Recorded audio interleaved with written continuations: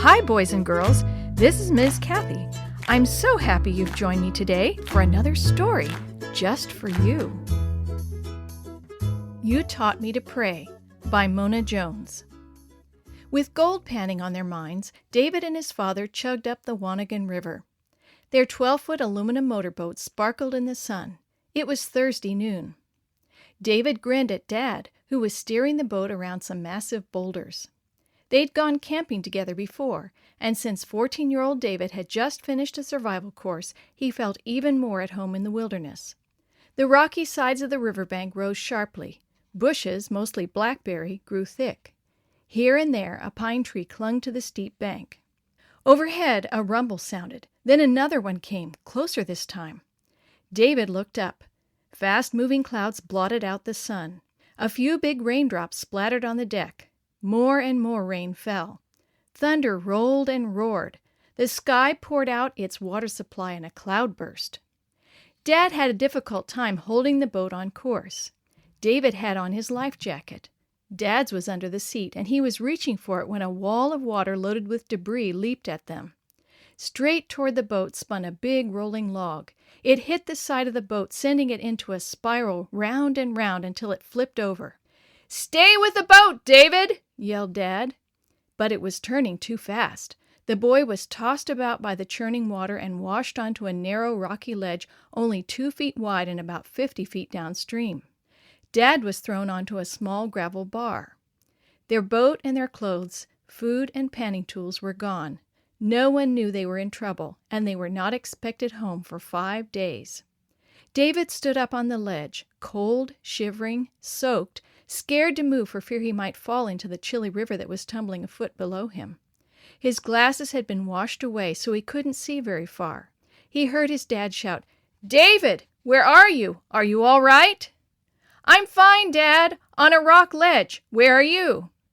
"On a sandbar. I'm okay." By shouting, they compared their situations.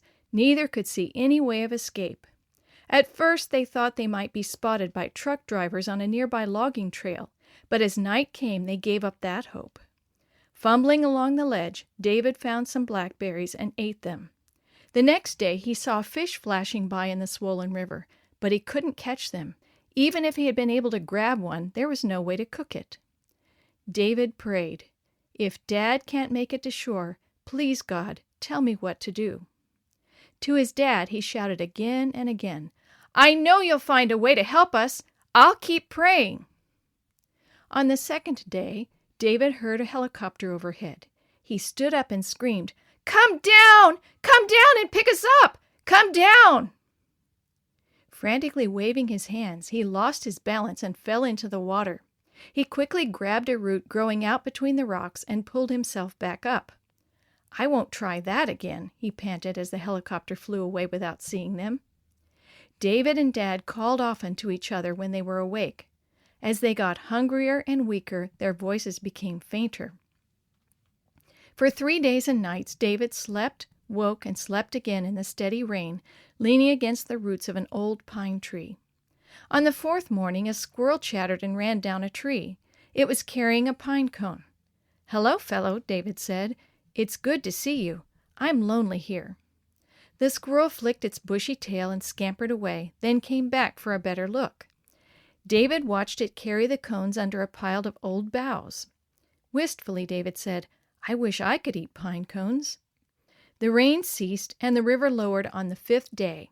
David was becoming weaker and weaker. Hoarsely, Dad called, "I'm going to try to make it to the road, David. The river's down a few feet. I'll bring help to get you out. Keep praying, son."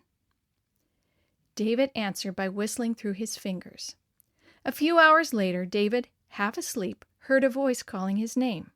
A man with a rope around his waist clambered up the rocks, and then David and the man were pulled to a boat. Safely on shore again, David managed to walk to a truck with the help of 2 loggers. Dad was there, and the father and son clung together. They were rushed to a logging camp for hot drinks and baths. Supper was like a feast. The two had trouble getting to sleep that night. They talked for a long time. Dad told David it took him almost 2 hours to get through the mud and the blackberry bushes to the logging road. When he flagged down a truck, the driver rolled down a window and said, "Man, oh man, where have you been?" When he heard the story, he said, "Come on, climb in, we'll get help." "All I could think of on that sandbar, David, was how I could get through the water and rescue you," Dad related.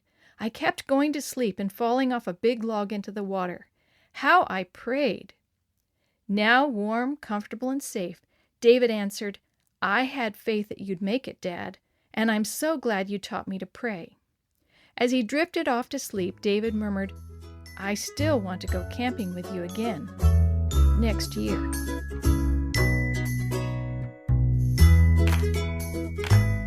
The story you have heard today is from Guide's Greatest Stories, written by various authors and compiled by Randy Fischel, and used with permission from the Pacific Press Publishing Association. If you're interested in any other books published by the Seventh-day Adventist Church, please visit AdventistBookCenter.com or call 1-800-765-6955.